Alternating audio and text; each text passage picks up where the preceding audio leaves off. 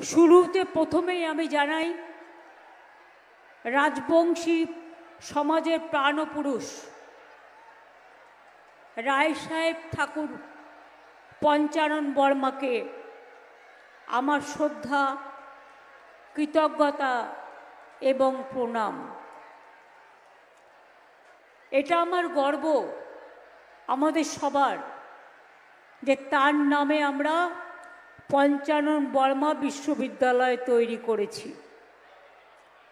আপনারা জানেন পঞ্চানন বর্মার ঠাকুর পঞ্চানন বর্মার জন্মস্থান খালিশামারির পুণ্যভূমিতে এর সেকেন্ড ক্যাম্পাসও চালু হয়েছে।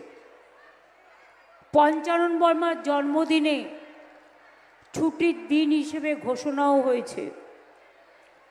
তার বাড়ি সংস্কার করে পঞ্চানন বর্মা সংগ্রহশালাও আমরা তৈরি করেছি এবং গবেষণা কেন্দ্র পঞ্চানন বর্মা সংগ্রহশালা ও গবেষণা কেন্দ্র নামে একটি গবেষণা কেন্দ্র হয়েছে। সেখানেও ঠাকুর পঞ্চানন বর্মার পূর্ণ মূর্তি তৈরি হয়েছে।